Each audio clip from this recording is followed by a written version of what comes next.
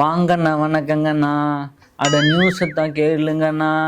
வெளியில வெயில் சூடு பிடிக்குதோ இல்லையோ, பிரச்சாரங்கள் ரொம்ப சூடு பிடிக்குது. அதாவது போடுங்கம்மா ஓட்டுன்னு வீதிக்கு வராங்க கேட்டுன்னு.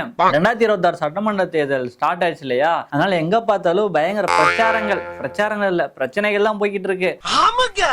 மத்த கட்சியெல்லாம் பிரச்சாரங்கள் பண்ணா நம்ம தாவேகால இருக்கீங்க ஓடி பிடிச்சி விளையாண்டுட்டு இருக்காங்க. எப்பா எலெக்ஷனுக்கு இன்னும் ஒரு 2 வாரமோ 1 வாரமோ தான் இருக்கு, அதுக்குள்ள போய் ஓடி பிடிச்சி விளையாண்டுட்டு இருக்கீங்க. தாவேகா வேட்பாளர் ஒருத்தர காணங்க. காணோம்னா காணோம் இல்ல, காணாம போயிட்டாரு. எங்க போனாரு, என்ன ஆனாரு ஒண்ணுமே தெரியல. ஒரு 2 வேட்பாளர் பாத்தீங்கன்னா இன்னும் வேட்பு மனுவே தாக்கல் பண்ணாம சுத்திக்கிட்டு இருக்காங்க. எந்த ஒரு வேட்பாளர் காணோம், எதனால காணாம போனாரு, இதுக்கு காரணம் யாரு, மீதி 2 வேட்பாளர் ஏன் மனு தாக்கல் பண்ணாம இருக்காங்க அப்படின்ற மொத்த புள்ளி விவரத்தையும் இந்த வீடியோல முழுசா பார்த்தரலாம். வாங்க வீடியோக்குள்ள போலாம். Welcome to rebel media Tamil.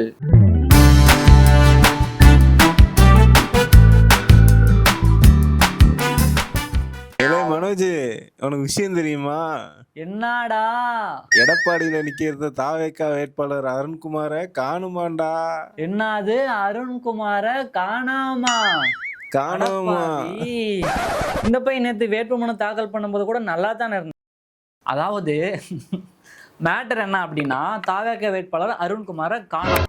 எங்க போனாரு, என்ன ஆனாரு ஒண்ணுமே தெரியல. எல்லா ஒரு பக்கம் வலை வீசி தேடிக்கிட்டு இருக்காங்க தாவேகால இருந்து. என்ன காரணம் பாத்தீங்கன்னா, இத பத்தி தாவேகா தரப்புல போய் கேட்டிருக்காங்க. அதுக்கு அவங்க என்ன சொல்லியிருக்காங்க அப்படின்னா, வேட்புமனு தாக்கல் பண்ணிருக்கு முந்தைய நாள் வரையும் நல்லா தான் சிரிச்சு பேசிட்டு ஜாலியா இருந்தாரு. அதாவது வீட்டுல இருந்து ஆபீஸுக்கும், ஆபீஸ்ல இருந்து வீட்டுக்கும், வீட்டுல இருந்து ஆபீஸுக்கும் இந்த மாதிரி போயிட்டு வந்துட்டு தான் இருந்தார், நார்மலா தான் இருந்தாரு. அப்புறம் தான் ஒரு நாள் எங்களுக்கு தோணுச்சு, அந்த வேட்புமனு பார்த்துட்டு இருக்கும்போது, அடடே இவர் 2 பக்கம் 2 சைன் பண்ணாம விட்டுட்டு போயிட்டாரு அப்படின்னு சொல்லிட்டு தாவேகா ஆபீஸ்ல இருந்து என்ன பண்ணிருக்காங்க, அருண்குமார் கால் பண்ணிருக்காங்க. அதாவது எடப்பாடி வேட்பாளர் அருண்குமார் கால் பண்ணி, எப்பா அருணே என்னப்பா 2 சைன் மிஸ் பண்ணிட்டு இருக்கிற, சரி வந்து அந்த சைனை போட்டுப்போன்னு சொல்லி அப்படின்னு கூப்பிட்டு இருக்காங்க. அருண்குமார் வீட்டுக்கு வந்தாரு. தாவேகா அலுவலகத்துக்கு வந்தாரு. வந்ததும் இவங்க எல்லாம் சரியாப்பா அந்த சைனை மட்டும் போட்டீங்கன்னா வேலை முடிஞ்சிடும் அப்படின்னு சொன்னதும் அருண்குமார் சைன் தானப்பா போட்டுரும் சொல்லிட்டு பேன் எடுத்துட்டு வைக்கும்போது, சார் ஒரே நிமிஷம் ரெஸ்ட் ரூம் மட்டும் போயிட்டு வந்துட்டுமா அப்படின்னு கிளம்பி போனவரு எங்க போனாருன்னு தெரியலங்க. ரெஸ்ட் ரூம் போயிட்டார். 2 சைன் போடுறதுக்கு முன்னாடி ரெஸ்ட் ரூம் போறேன்ட்டு போனாரு. எங்க போனாரு, என்ன ஆனாரு ஒண்ணுமே தெரியல. இப்ப வரையும் தேடிக்கிட்டு இருக்காங்க. சரி ஓகே, இப்போ இந்த வேட்புமனு தாக்கல் லாஸ்ட் டேட்டு நேற்று வந்துருச்சு, 8ஆம் தேதி வந்துருச்சு. அருண்குமார் அவரோட மனைவி கூப்பிட்டு மீதி டீட்டெயிலாம் கேட்டு ஃபில் பண்ணலான்னு பார்த்தா அவைகளுக்கும் தெரியாது அப்படின்னு சொல்லிட்டாங்க. அதாவது சில டீட்டெயிலாம் எனக்கும் தெரியாது அப்படின்னு சொல்லிட்டாங்க. சரி ஓகே, அவர் தான் போயிட்டாரு, ஆளை காணோம், தேடி பார்த்து கிடைக்கல, வேற வேட்பாளர் நிக்க வச்சா அவங்களும் பார்த்தீங்கன்னா ஒரு தகுந்த ஆவணங்களை சப்மிட் பண்ண மாட்டாங்க. இதனால தாவேகா வேட்பாளர் எடப்பாடி நிக்கிறவங்க மனு நிராகரிக்கப்பட்டு விட்டது. இது ஓகே, இவரு காணோம் சொல்லிட்டு என்ன பண்ணிருக்காங்க, எல்லா பக்கமும் தேடி இருக்காங்க. வீட்டுல தேடி இருக்காங்க, மனைவிட்ட கேட்டிருக்காங்க, தெரிஞ்ச இடம்லாம் தேடி பார்த்திருக்காங்க. கடல்லே இல்லையா. இந்த இடத்த எல்லாருக்கும் ஒரு டவுட் வருது. என்ன வருது அப்படின்னா, அருண்குமார் நிக்கிறதோ எடப்பாடி தொகுதி. எடப்பாடி இல்லைன்னா எடப்பாடி சும்மா இருப்பாரா? அதிசேஷனா பொட்டு வச்சுட்டு பொங்கல் சாப்பிடுறோம் நினைச்சா, பழைய போலீஸ் ஸ்டேஷன் ரெக்கார்ட் எடுத்து பாரு. காட்டிட்டு பாரு நினைக்கிறேன். நிறைய பேரு அவர் மேல சந்தேகப்படுறாங்க.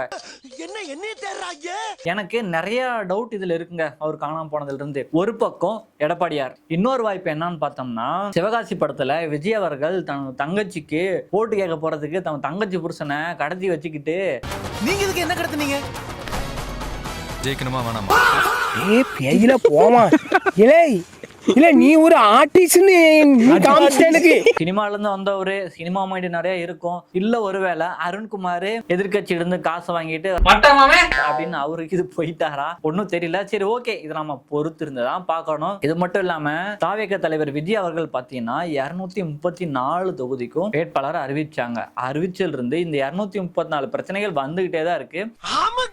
அதுல 230வது பிரச்சனை என்ன அப்படின்னு சொல்லி பாத்தீங்கன்னா, கிருஷ்ணகிரி பாத்தீங்கன்னா மொத்தம் 6 தொகுதி இருக்கு. 6 தொகுதியில ஊத்தங்கரை அப்படின்ற ஒரு தொகுதி இருக்கு.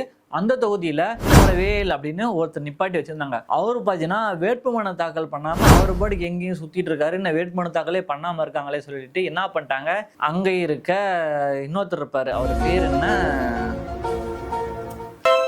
இளையராஜா அப்படின்ற ஒருத்தர் இருக்காரு தாவேகால தான். அவரை கூப்பிட்டு வேட்பாளரா அறிவிச்சுட்டாங்க. ஓகே, இளையராஜா அவர் யாரு, அவரே அறிவிச்சிங்க அப்படின்னு சொல்லி கேட்டீங்கன்னா, அவர் வேற யாரும் இல்லைங்க, வேற யாரும் இல்ல, நம்ம அனைத்து இந்திய அண்ணா திராவிட முன்னேற்ற கழகத்துல முன்னால இருந்தவர் இப்போ தாவேக்கால இணைந்திருக்காரு. அவருக்கு அங்க வேட்பாளரா அறிவிச்சிட்டாங்க. ஸோ அப்படியே கட் பண்ணோம்னா கிருஷ்ணகிரியில இருந்து ஒசூர் போறோம். ஒசூர் தொகுதியில பாத்தீங்கன்னா அங்க ஒருத்தர் வேட்பாளரா அறிவிச்சிருந்தாரு முன்னாடி. அவர் பேர் என்ன வருமே, அம்ரீஷே அம்ரீஷே அம்ரீஷே. எனக்கு அம்ரீஷ்னு சொல்லும் போதெல்லாம் என்னோட ஃபேமிலிஸ்க்கு தெரிய ஃபேமிலிஸ் இவன் தான் ஞாபகத்துக்கு வராப்புல. அம்ரீஷ் அப்படின்ற பார்த்தீங்கன்னா அவரு அங்கே வேட்புமனு தாக்கல் பண்ணலை. ஸோ அதனால அவருக்கு பதிலாக மேற்கு மாவட்ட செயலாளர் வடிவேல்னு ஒருத்தர் இருக்காரு. அவர் தான் அங்கே போய் வேட்புமனு தாக்கல் பண்ணிட்டு வந்திருக்காரு. என்னங்க உங்களெல்லாம் வேட்பாளராக அறிவிச்சா ஒருத்தனடானா எங்கேயோ ஊரை விட்டு போயிட்டாப்புல, அவருக்கான இன்னொருத்தனடானா நான் வேட்புமனு தாக்கலே பண்ணாமல் சுற்றிக்கிட்டு இருக்காங்க. என்னதான் நினைச்சிட்டு இருக்காங்களோ தெரியல. சரி, ஓகே, இந்த தாவேக்கா பற்றி பேசின விஷயத்த உங்களுக்கு தெரிஞ்ச கருத்துக்களை கமெண்ட்ல சொல்லிடுங்க. அந்த சீன் அப்படியே கட் பண்ணிடுவோம். அடுத்து பார்த்தீங்கன்னா தமிழ்நாடு 2026 சட்டமன்ற தேர்தலில் பிரச்சாரங்கள் பார்த்தீங்கன்னா பயங்கர டிஃப்ரெண்டாக பிரச்சாரம் பண்ணிட்டு பயங்கரமாக போய்கிட்டு இருக்காங்க. அதுவும் ஒன்றா இந்த வீடியோவில் பார்த்துடலாம். அதில் முதல்ல என்ன பார்க்க போறோம்னா அதிமுக வேட்பாளர் அவர் என்ன பேசியிருக்காரு நீங்களே கேளுங்க. டெல்லி எங்களுக்கு சப்போர்ட், பாரதிய ஜனதா கட்சி எங்களுக்கு சப்போர்ட், பாரத பிரதமர் மோடி எங்களுக்கு சப்போர்ட். எங்களுக்கு தேவையான நிதிகளை நாங்கள் கேட்டு எடப்பாடி கேட்டு எங்களால் பெற முடியும்.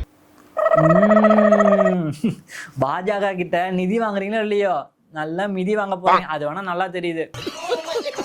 அடுத்ததாக மார்க்சிஸ்ட் கம்யூனிஸ்ட் தலைவர் செயலாளர் அவர் என்ன பேசுகிறார் நீங்களே கேளுங்க. திரு எடப்பாடி அவர்களும் திரு விஜய் அவர்களும் பல ஏராளமான வாக்குறுதிகளை கொடுத்து நிறைவேற்ற முடியுமா? ஒருவேளை அவர்கள் நினைத்திருக்கலாம், நாம தான் ஆட்சிக்கே வரப்போறது இல்லையே, எதை சொன்னா என்ன என்கிற முறையில் 2 பேரும் இந்த மாதிரி வாக்குறுதி கொடுத்திருக்காங்களான்னு தெரியல.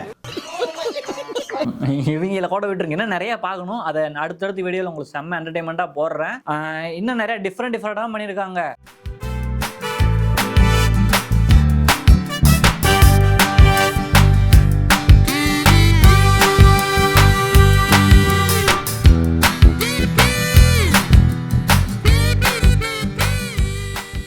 எப்படி செம்மையா இருந்துச்சுல்ல, பிடிச்சிருந்ததுல? சரி, ஓகே, இந்த வீடியோ நல்லா என்ஜாய் பண்ணி பார்த்துருப்பேன். உங்களுக்கு நிறைய மைண்ட்ல ஏறி இருக்கும் நானும் நினைக்கிறேன். இதை பத்தின உங்களுடைய கருத்துக்களை கமெண்ட்ல சொல்லுங்க. அடுத்த ஒரு வீடியோவில் சந்திப்போம். மறக்காம நம்ம ரெகுலர் சப்ஸ்கிரைப் பண்ணீங்க, லைக் அண்ட் ஷேர் பண்ணுங்க. டாடா.